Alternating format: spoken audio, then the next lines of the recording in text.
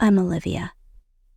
The storm roared as I gripped the steering wheel, my knuckles pale against the cracked leather of my '98 Honda Civic. Rain pounded the windshield, blurring the Montana back road into a smear of gray pines and black mud. My heart thumped, not from excitement, but from the weight of my choice. I'd spent my last $1,200, 0 cents, every cent of my savings, on a dilapidated cabin nobody wanted. My family had turned their backs, erasing me for daring to choose myself over my sister Vanessa's $20,000, 0 cents wellness retreat. Their betrayal cut deeper than the icy wind seeping through the car's rusted vents. I wasn't turning back, though. Not now. The gravel road twisted, tires crunching like snapping bones. My phone buzzed on the passenger seat, its cracked screen glowing with a message I didn't need to read. "Don't come to Thanksgiving. You made your choice." Mom's words burned in my mind, each one a fresh wound. I ignored it, focusing on the cabin's outline emerging through the rain. It squatted at the driveway's end, a skeletal frame with peeling siding and boarded-up windows, the sagging roof daring me to regret my gamble. The realtor's photos hadn't lied, but they missed its stubborn refusal to collapse. It was broken, ugly, and mine. I killed the engine, the silence heavy except for the rain's patter. My chest tightened, the air pressing me down. This wasn't the triumph I'd imagined. Buying a house, even a wreck, was supposed to feel like victory. Instead, I felt exiled, cast to this nowhere place for defying their script.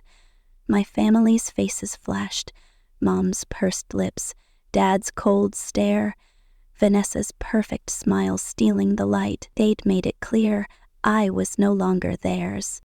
I grabbed my backpack, the strap fraying, and stepped into the storm.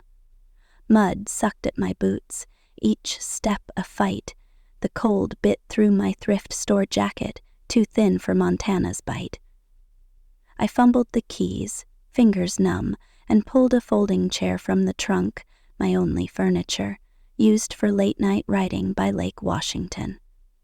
I set it in the gravel, the legs sinking, and sat, rain soaking my clothes. The cabin loomed, a challenge I wasn't sure I could meet. A week ago, I'd sat at my parents' Seattle dining table, naive enough to think I could belong. The memory clawed at me. The room smelled of overcooked roast and sweet Merlot, Mom's attempt to impress.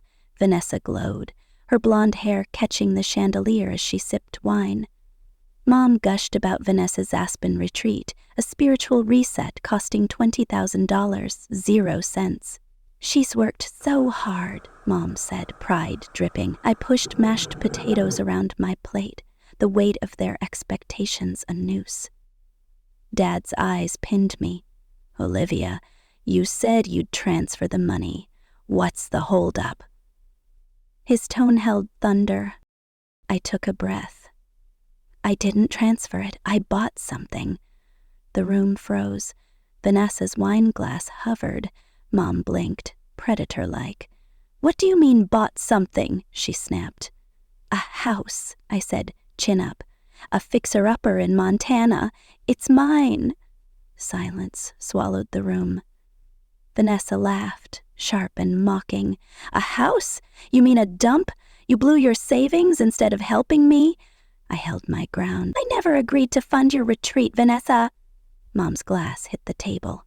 "You've chosen poverty, Olivia. Don't expect us to bail you out." Dad raised a hand. "You want to be on your own, be completely on your own." The next morning, I was out of the family group chat. Thanksgiving canceled. My name erased. They'd rewritten me out like a typo. The rain slowed to a drizzle, the gray sky pressing my chest. I folded the chair and trudged to the cabin. The door groaned, revealing a dim interior reeking of mildew. Floorboards creaked, some sagging dangerously. I set my backpack down and pulled out a faded blue curtain from my college days in Portland. Climbing a rusted step stool, I tried to hang it over a cracked window. The rod slipped, crashing down and smacking my elbow. Pain flared. "Typical," I muttered, sinking to the linoleum, cold against my back. Memories hit hard. I was 16, in our Tacoma living room, holding a birthday cake with mismatched candles. The frosting read Olivia, one letter off, a slap. I'd always been Olivia, but they couldn't get it right. Vanessa giggled, "Oops, my bad," and everyone laughed. That year she got a Jeep for her 16th. Dad, beaming, "You deserved this," he said. Her C average was hard work. I got a cake and a vague promise about driving school. Christmas cards read, "Love you, girls," only Vanessa's name underlined. The Disneyland trip left me behind. No room in the car. At 28, I saw it wasn't forgetfulness. It was a choice. A spark snapped me back, crackling from exposed wiring in the corner. Smoke curled, acrid and sharp. My heart lurched. I grabbed the fire extinguisher from Missoula, hands shaking, but the spark died. The smell lingered, a warning of how close I'd come to losing everything. This cabin was a tightrope, and I was balancing blind. I moved to the kitchen. No appliances, just a box of tools and a can of paint. The radiator hissed, startling me, its warmth weak. I sank to the floor, back against the counter. My phone buzzed. Not Mom, but Aunt Clara. "Hey, sweetheart," her voice crackled. "You're not in the family chat. What happened?" I laughed bitterly. "Digitally exiled." Clara sighed. "You were never the problem, Olivia. You just weren't Vanessa." Her words hit like a punch. "It hurts," I whispered. "I know," she said. "But when they come back, and they will, don't forget this. Don't you dare." Her voice broke, hinting at her own scars. She was right. They'd come back, wanting more than forgiveness. Vanessa's shadow loomed, her charm a weapon. A spark of defiance flickered. This cabin was mine, and I'd fight for it. The wind rattled the shutters, a branch snapping in the dark. The forest watched, waiting to see if I'd break. I stood, grabbing the hammer.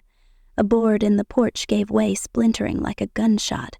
I stumbled, heart racing, and shone my flashlight into the shadows. Nothing. Just the storm, I told myself. But my hands shook as I wedged the door shut. This place wasn't safe, but it was my line in the sand. I wasn't running. The Montana morning broke with a brittle clarity, sunlight slicing through the cabin's cracked windows like a blade. I woke on the lumpy couch, my body stiff from the cold and the weight of last night's storm. The air smelled of damp wood and the faint bitterness of instant coffee brewing on the camping stove I'd rigged on the counter. My ankle throbbed from the floorboard collapse, the makeshift bandage crusty with dried blood, but I pushed the pain down. The cabin still stood, creaking and defiant, and so did I. That was enough for now. I pulled a wool sweater over my faded tank top, the fibers scratching my skin, and stepped onto the porch. The air was sharp with pine and wet earth, a stark contrast to the chaos of the night before. The forest loomed, silent but watchful, as if it knew the battles I'd yet to face. The gravel driveway was a mess, littered with broken branches and mud from the storm. The loose shutter, nearly my undoing last night, hung by a single nail, swaying in the breeze like a taunt. I set my chipped mug down and grabbed the hammer from the kitchen, determined to secure it before it caused more trouble. As I climbed onto the porch railing, balancing on the warped wood, a high-pitched squeal cut through the quiet. My foot slipped, and I caught myself, heart hammering. The sound came again, frantic, clawing, from the cabin's side. I dropped the hammer, grabbed my flashlight, and followed the noise, my pulse racing. It led to a rotted wall panel, collapsed inward like a broken rib. A raccoon, its eyes glinting in the beam, was trapped in the debris, claws scraping wood. It hissed, baring teeth, and I stumbled back, nearly impaling my foot on a rusted nail jutting from the ground. The animal thrashed, knocking over my stack of belongings, books, a spare flashlight, a box of nails, scattering them across the dirt. My breath hitched, adrenaline spiking. I grabbed a broom, nudging the raccoon free. It bolted into the forest, leaving a hole in the wall and a mess of my possessions. The draft from the gap carried a sour whiff of mold, a reminder of how fragile this place was. I patched the hole with plywood from the shed, hammering with shaking hands. Each strike was a small rebellion against the cabin's chaos, but it felt like fighting a losing war. This wasn't just a fixer-upper. It was a gauntlet, testing my resolve with every creak and crack. I wasn't running, though. I'd paid too much, my savings, my family's love, to let a raccoon or a storm break me. Back inside, I swept up the scattered items, my hands still trembling. The cabin felt smaller, the walls pressing in with every groan of the floorboards.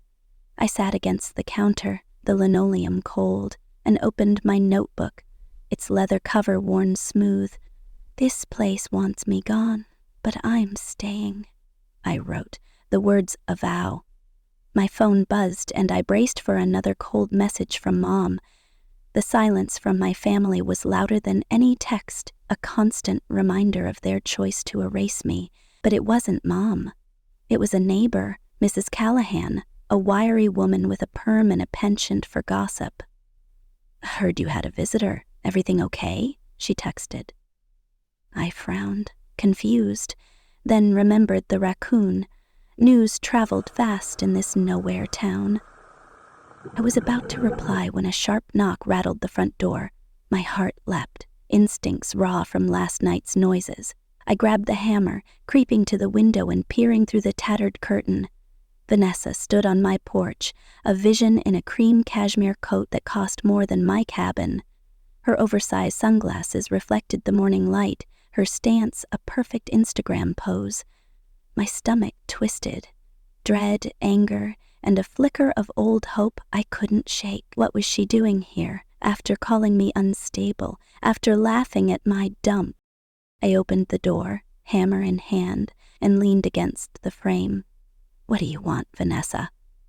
My voice was steady, but inside I braced for a storm worse than last night's. She smirked, tilting her head. "Well, there's the homeowner," she said, stretching the word like a joke. "This place is quaint. Do you get raccoons out here?" Her condescension stung, rekindling the urge to shrink. "Not today." "Is that why you're here?" I shot back. "To check for wildlife?"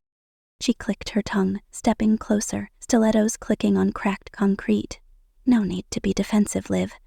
I'm just checking in. You dropped off the grid." Her eyes flicked to the patched wall, the peeling shutters. "This neighborhood's gone downhill. It's giving squatter vibes." I gripped the hammer tighter. "You mean after you told Mom I'd gone full hermit?" I said, voice low. I figured distance would do me good. Vanessa's smile didn't waver, but her eyes narrowed. "I'm in a bind," she said, sighing theatrically. "A pipe burst at my retreat center in Aspen. Total mess. Canceled 3 yoga sessions, so I thought maybe for a night or 2 I could crash here. I can sleep anywhere, even here." She gestured at the cabin like it was a slum. The audacity hit like a slap. She'd mocked me, told Mama I was spiraling and now wanted my roof? "You said I was unstable," I said, voice cold. "A hoarder in a shack." She looked away, then back, her face a mask of concern. "I was worried, Liv. You're out here, alone in this place. But you're surviving, still doing that coding thing, right? Code whispering?" She knew I was a freelance coder, not a blogger. I stepped aside, dot tight. "One night. Don't touch anything." Her face lit up like I'd offered a penthouse. "You're the best," she said, sweeping past, her coat brushing the doorframe. "It's why people walk all over you." The words cut deep, and I stood frozen as her heels clicked across my rotting floorboards. She moved like she owned the place. Like always. I closed the door, hands shaking with fury and that stubborn hope she'd see me this time. I was wrong. The next morning, I woke to laughter. Sharp, cruel, like a blade through the quiet. I pulled on a sweater, ankle aching, and padded to the kitchen. The floor creaked, warning me. I stopped cold. A ring light glowed by the window, casting a harsh glare over the chipped counter. My kettle was pushed aside, replaced by oat milk, granola bars, and a scented candle that wasn't mine. Vanessa, in full makeup, smiled into her phone like a morning show host. "Say hi to my angels," she cooed. "We're doing something meaningful today. My sister, bless her heart, lives here. It's a fixer, but we love a transformation, right?" She panned the camera across cracked tiles, mismatched chairs, yellowing linoleum, turning my survival into her pity parade. I stood frozen, breath caught. "This fridge hasn't worked since the 90s, she said, kicking it. "The smell? Generational trauma." Comments buzzed. "Is this a shelter? So tragic. Another, your sister's a mess." I stepped forward, silent. A new comment. "Is that her? She looks like a squatter." Vanessa tilted the camera toward me, catching my unwashed hair. "Yep, that's her," she said, slippers giving Great Depression chic. Something snapped. I walked over, calm as stone, and yanked the phone off its tripod. The pop socket's suction echoed louder than her gasp. "What are you doing?" she shrieked. I stared into her contoured face. "You want content? Get out before I give them the real story." She reached for the phone, but I held it back. "You don't get to weaponize my life for likes, Vanessa." Her victim mask slid on, eyes wide, mouth trembling. "I was trying to help," she said, voice breaking. "I thought people could donate. For you." I handed her the phone. "You mocked me in my home. Get out," she sniffed, gathering her things with a dramatic sweep. "This is what I get for being a good sister," she said, loud enough for her audience. The door slammed, the ring light humming in the silence. I leaned against the wall, hands shaking, not from fear, but from a fury that felt like freedom. They didn't get to script me anymore. That evening, my phone exploded with notifications. I hadn't posted, but the internet was talking. I opened Instagram, dreading the worst. A GoFundMe, "Save My Sister's Dream," stared back, my face on the banner. Hauling trash, sweat on my brow, slippers scuffed. Another photo showed me on the couch, wrapped in Aunt Clara's quilt.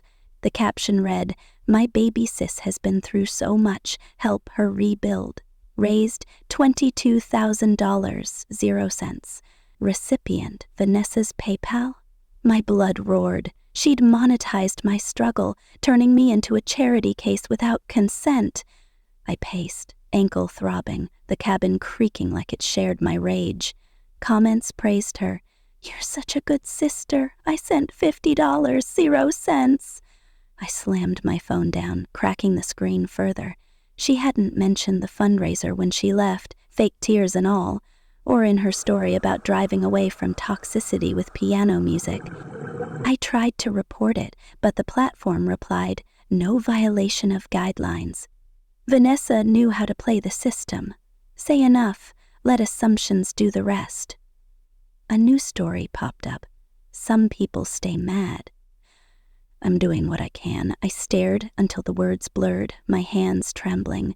The photo of me in slippers, her caption, burned in my mind. I was a ghost in my own house, my life a spectacle. Then a message from @LegalEagle. "You didn't authorize that GoFundMe, did you? I'm a paralegal. This looks like fraud. Want to talk receipts?"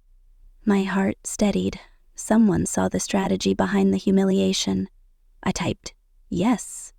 The reply was instant, timestamps.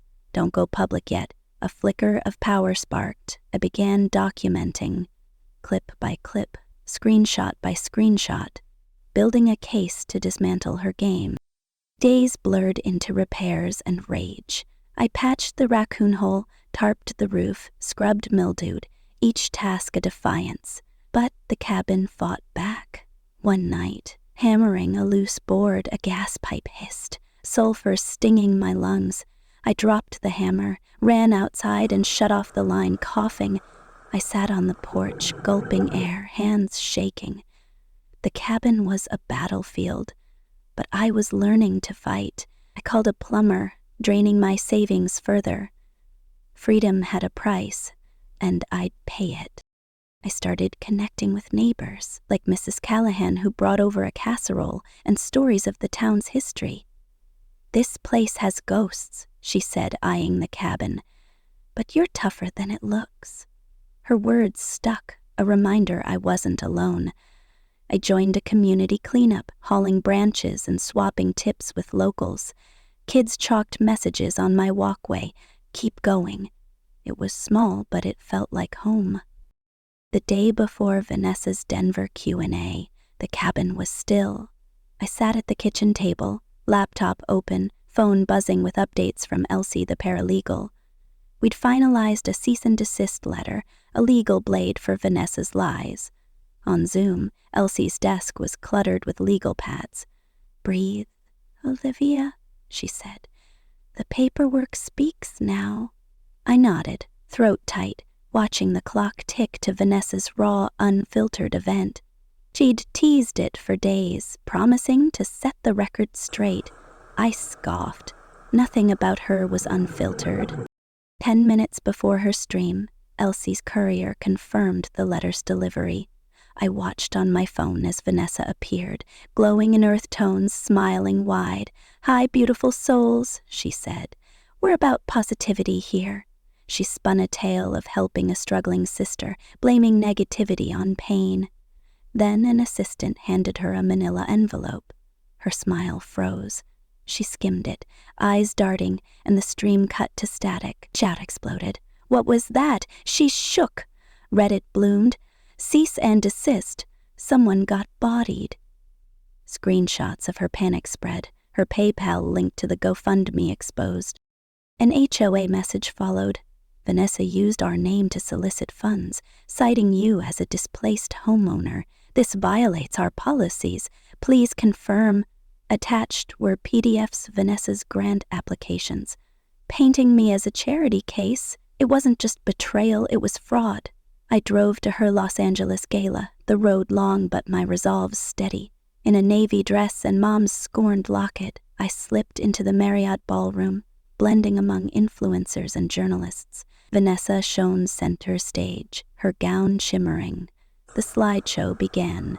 Smiling kids, stock photos, then froze. A screenshot flashed. "Let her sink in that shack for clout." Another. "Her mess is my brand's gain." The crowd gasped, phones up, hashtags trending. Vanessa exposed. Aunt Clara rose, taking the stage. "I was to speak of hope," she said, voice steady. "But this family shamed one child while propping up another. I stand with what's right." She walked to me, her embrace fierce, the first real one in years. Vanessa fled, gown snagging. A month later, my cabin glowed with new paint. Kids chalked "You Matter" on my walkway. Vanessa texted, begging to stay. I replied, "No room for deceit. Find your way." I hung a photo of me at 8, Clara clapping, and wrote, "You always had the light." The cabin was my foundation now. I'd stopped chasing their love and found my own.